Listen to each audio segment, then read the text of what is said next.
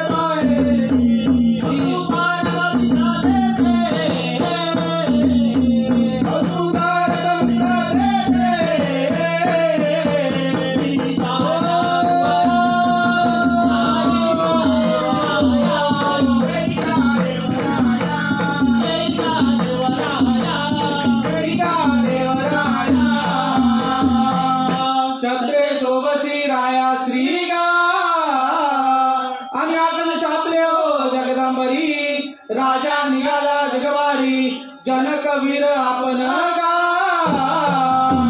राजा शिष्ट प्रधानासी बोले राजा शिष्ट प्रधानासी बोले राजा शिष्ट प्रधानासी बोले राजा शिष्ट प्रधानासी बोले राजनीती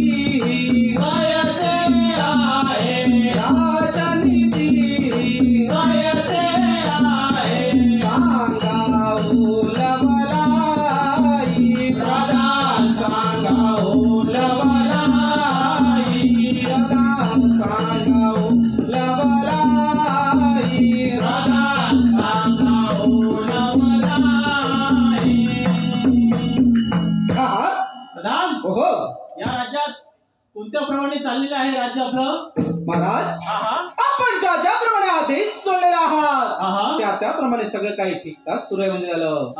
महाराज कुंभाराने काय करावं कुंभाराने मातीपासून मडकी बनवून आपल्या जवळच्या गावांमधून विकून आपल्या मुलाबाळाचा उदरनिर्वाह करावा. महाराज सोनाराने सोन्याचे दागिने बनवून आपल्या दुकानांमधून विकून आपल्या मुलाबाळाचा उदरनिर्वाह करावा. बरोबर आहे. लोहाराने विविध अवजारे बनवून आपल्या मुलाबाळाचा उदरनिर्वाह करावा. शेतकऱ्याने शेतामध्ये शेती पासून आपल्या मुलाबाळाचा उदरनिर्वाह करावा.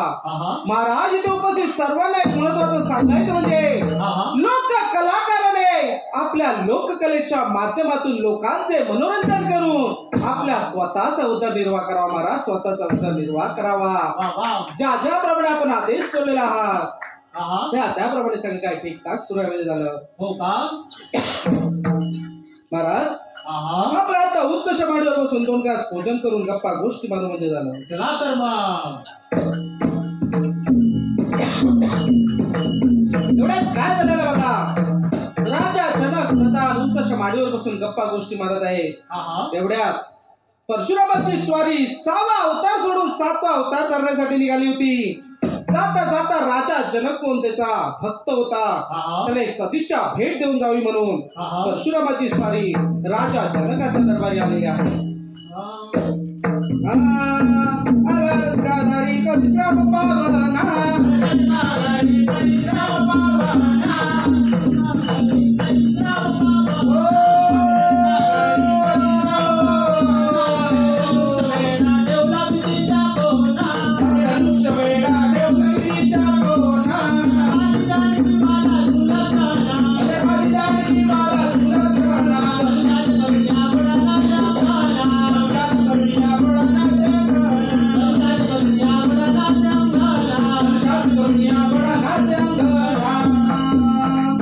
महाराज दास जन्मे लीन होते. बरं महाराज आपलं सदैवी कल्याण असो.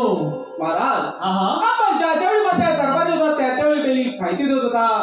आज घाई गडबडीमध्ये येण्याचे कारण तरी काय असावे? कोणते आहे बरं? अरे राजा जनका चाललो कुठे आहे? 6वा अवतार सोडून 7वा अवतार करण्यासाठी. तू माझा परम भक्त आहे. तुला एक सदिच्छा भेट देऊन जावे म्हणून मी तुझ्या भेटीसाठी इकडे आलेलो आहे. आणि येताना माझ्यासोबत धनुष्य बाण घेऊन आलेलो आहे. महाराज आपण चला तर मग उत्कर्षा मांडीवर बसून गप्पा गोष्टी मारू आणि भोजन करू म्हणजे झालं. चला तर मग हे सगळे सांगतात शरी त्या सीतेच्या कानावरती हे शब्द पडलेले आहेत आणि सीता जानकी त्या दरबारामध्ये आलेली आहे. आणि तिने जो परशुरामाने ठेवलेला होता तो धनुष्य बाण आहे त्याचा घोडा करून त्या अंगणामध्ये फिरत आहे. हा धनुष्यबाण घेऊन हाती, धनुष्यबाण घेऊन हाती, धनुष्यबाण घेऊन हाती, धनुष्यबाण घेऊन हाती, धनुष्यबाण घेऊन हाती, धनुष्यबाण घेऊन हाती, धनुष्यबाण घेऊन हाती, धनुष्यबाण घेऊन हाती. घोडा बनवून नाट्यांगणात, घोडा बनवून नाट्यांगणात, घोडा बनवून नाट्यांगणात, घोडा बनवून नाट्यांगणात.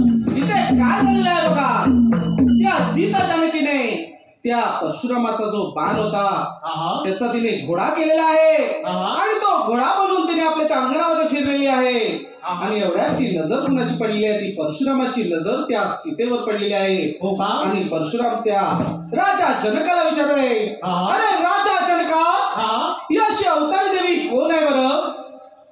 महाराज, ही माझी मुलगी महाराज, हिचं नाव आहे सीता. अरे ही सीता आहे का? अरे सूर्यातून गुरु आणि चंद्रातून माळून तेजवान ही तुझी मुली आहे. या मुलीचे सेवन केलं पाहिजे. हा धनुष्यबाण काही मी आता घेऊन जाऊ शकत नाही. या धनुष्यबाणाचे 3 तुकडे जोड करील, त्याच्याशी या सीतेचं लग्न केले जाईल. तिचं सेवन मांडण्यामध्ये आलं. 33 कोटी देवतांना आमंत्रित करा आणि सीता जानकीचं सेवन आहे अशी जाहीर पत्रिका पाठवा म्हणजे झालं. चला तर मग.